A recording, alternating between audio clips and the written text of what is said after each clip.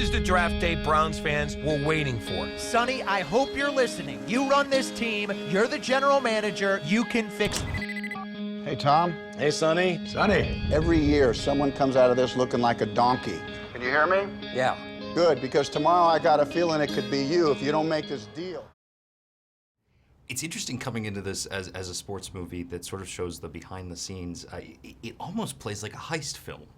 Yeah, well, there is a clock. There is a level of pressure that begins to build and build and build, and hopefully it builds to the point where the audience doesn't even know what's going to happen, what he's going to say. Absolutely. And you know, it's very tense that way. It's surprising for people. And it's surprisingly tense, given that so much of it is just phone call conversations, yet it keeps moving. Yeah. How tricky is that to act in? Well, it is tricky. I tell you, it's set against the backdrop of the draft, but it really deals with the relationships of people that have to go to work that day, have to make a lot of important decisions, but their other life is kind of really right on the verge of falling apart, you know.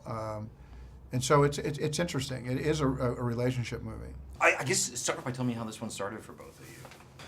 Reading a fantastic script, which is always a really, pleasing way to start the whole experience. And you read something that's this tight and this good and this exciting, it's can't go wrong. Yeah, and then you add in, Kevin Costner and everyone else. It's just makes it even better. It seems like it's an interesting challenge because it's not only getting into these characters, but it's condensing them. It all takes place in a day, so it's sort of fast moving. What sort of challenge does that add? Well, I think keeping the pace up. It adds an immediacy to it, and energy, especially on set and in the scenes. It's just every second counts. Right, and then at the same time, taking those beats and those moments that need to land, because it does read, it's fast, and then there are certain moments where you kind of got to carve out a space or a time to let it breathe, and so that the impact, occurs. It's super fun to have a ticking clock under a movie because it forces you to keep the momentum up and to keep the pace real, and it keeps your energy up certainly every day. But it is always one of the challenges of it. There are practical challenges, like that you wear the same clothes for the 8 weeks that you're shooting the movie, and you wear the same clothes for the 14 hours all day every day. But that's just kind of a funny thing where you feel like, oh, I saw you in that yesterday and last week and the week before. But also, then you have to decide, you have to really stay aware of what point of the movie are we right now? How amped up are we now? And where do we need to go? So we don't want to jump ahead. You know what I mean? Just in intensity levels. So, talk about dedication to your craft. I hear that to prepare for these roles, you both actually played football professionally for a number of years. Yeah. I've been preparing for this role. I knew I was gonna get it. When I was 7 years old. So. It was an amazing experience, man. So.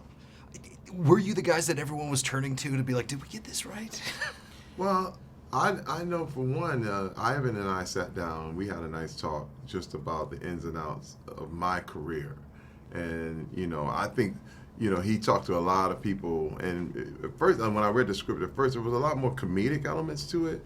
And I think just in talking to people, I think he knew he had to change the tone a little bit. There was a scene where we were filming in the tunnel. We were all dressed in Browns uniforms, and we were, pumping up or whatever. Like they really came to us like, okay, are we getting this right? Are we doing this right? And that was awesome. Coming to me for advice. When you have something that is, say, the maximum intensity, and you're filming it very early on, and you haven't done the other stuff, what do you do to sort of psych yourself out for that?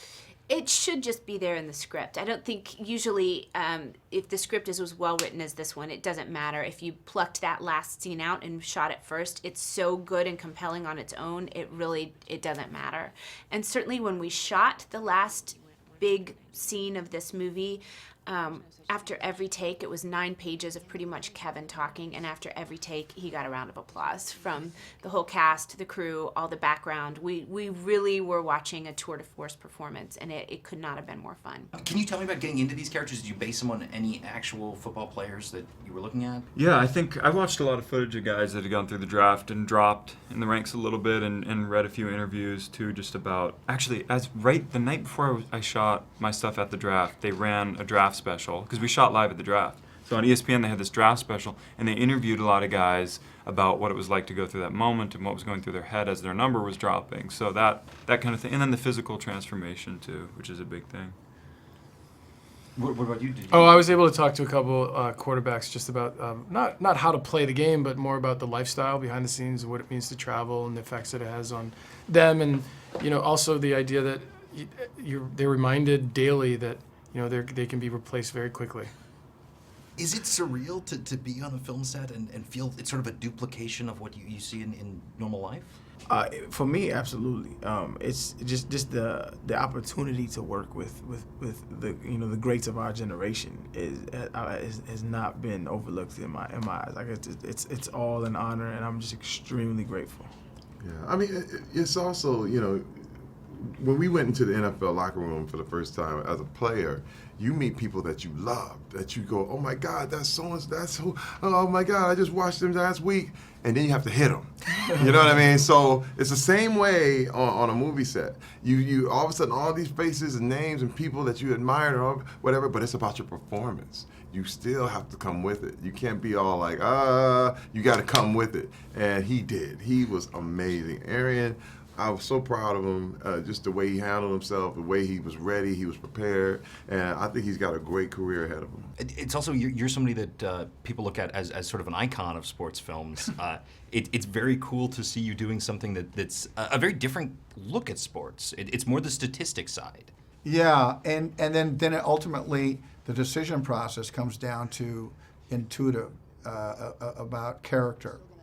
Because you can look at statistics, and you could be really off the mark in sports if you just measure somebody statistically. Absolutely. It's sort of the balance of statistics and heart. That's right. Can you tell me, as a fan, is that something that you see in sports? Are you able to tap into? Yeah, I see it all the time.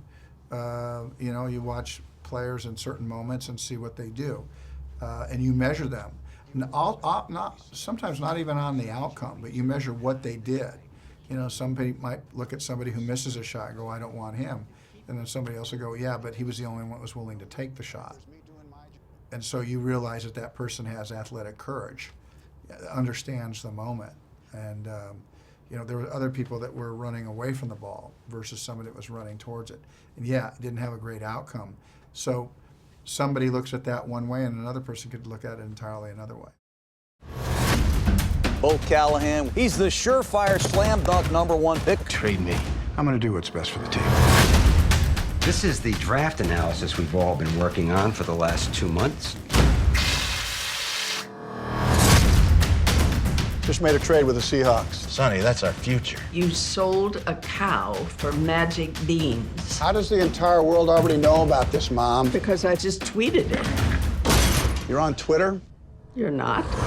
I love having the #1 pick. I hope that you would. The Cleveland Browns are now on the clock. It's go time, boss. You're going rogue. Who are you going to take? What's happening? Who you picking? You son of a... I need 5 minutes, and then you can fire me. I got Tom Michaels on the line. Sonny, are we trading 6? I quit, Sonny. Don't quit. See what I do from here. You're going to like this. The football world is in shock, wondering what exactly the Cleveland Browns' Sonny Weaver Jr. is cooking up here. You're not going to believe what's happening. You make this deal right now. Say it with me. An absolute stunner. Okay, screw it. No more offer.